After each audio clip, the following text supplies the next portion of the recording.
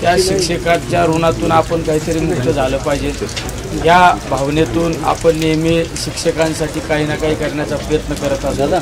मागच्या रिटायर्ड शिक्षकांच्या, सेवानिवृत्त शिक्षकांच्या कार्यक्रमामध्ये मला बऱ्याच शिक्षकांनी त्या ठिकाणी एक अपेक्षा व्यक्त केली की तुला आम्ही दिल्लीला पाठवलं, आता आम्हाला दिल्लीला घेऊन जाण्याचं काम केलं पाहिजे।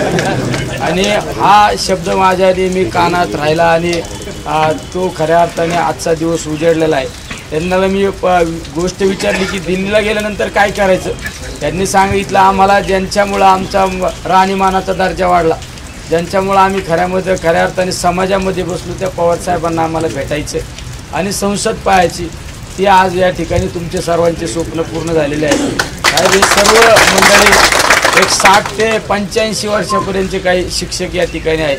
खऱ्या अर्थाने एक समाधान वाटतं की तुम्ही सर्वजण आले।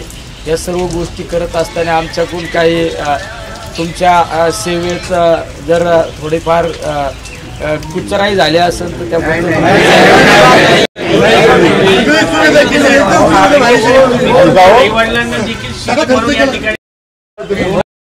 काय भावना आहेत, आईच्या डोळ्यात अश्रू आहे। शेवट मी एका कुटुंबातून, शिक्षक या कुटुंबातून जन्माला आलो आहे, त्यामुळे शिक्षकांची व्यथा सर्व काही मला माहिती आहे। आणि त्याचबरोबरीने शिक्षकांचं काय पवारसाहेबांवर प्रेम आहे मला सुद्धा माहिती आहे। मी ज्यावेळेस राजकीय जीवनामध्ये आलो त्यावेळेस मला सगळ्यात आधी विरोध होता घरच्यांचा, ते म्हणायचे ते शिवसेनेकडनं आम्ही पवारसाहेबांचे आणि पवारसाहेबांच्या विचाराचे असल्यामुळं मला पहिलं मत आमचं फोडता आलं, ते माझ्या आईचं मत फोडता आलं। मी सांगितलं मी भाकर नाही खाणार पण तू शिवसेनेला मतदान केलं पाहिजे, पण वडिलांनी कधीच माझं ऐकलं नाही।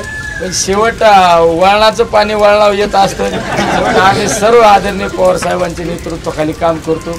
समाधान वाटतं। माझे आईवडील सुद्धा या ठिकाणी आज या सर्व शिक्षकांबरोबर आलेले आहे। निश्चित तुमचे काही प्रश्न आहे ते प्रश्न मांडण्यासाठी मी असू, बगरे सर असू, ताईंनी पाहिलं असेल, ताईंनी ते इतकं अतिशय तुमचं स्वागत केलं की देशातील सर्व खासदार तुम्हाला त्या ठिकाणी टाटा करीत होते। हा एक आपल्यासाठी सर्वांसाठी आनंदाचं क्षण आहे। त्यामुळं साहेब हे सर्व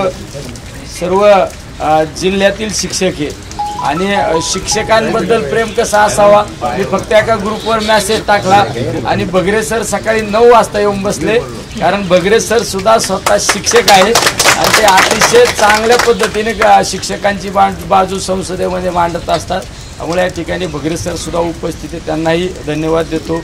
आदरणीय साहेबांनी इतका वेळ दिला। आदरणीय साहेबांना मी ज्यावेळेस सांगितलं की आमचे 200 शिक्षक येणार आहे, साहेबांनी सांगितलं की मी 1 तास त्या शिक्षकांसाठी देणार आहे आणि त्यांना सुद्धा एक समाधान त्या ठिकाणी वाटलेलं आहे। आज खऱ्या अर्थाने साहेबांनी स्वागत करत असताना वरुण राजांनी सुद्धा स्वागत केलं। याचा अर्थ हे शिक्षक ज्यावेळेस राज्यात जाणार त्यावेळेस काही ना काही बदल घडवल्याशिवाय राहणार नाही, हा सुद्धा या ठिकाणी शुभ संकेत या ठिकाणी पाहायला आपल्याला मिळत आहे। सर्वांना या ठिकाणी धन्यवाद देतो।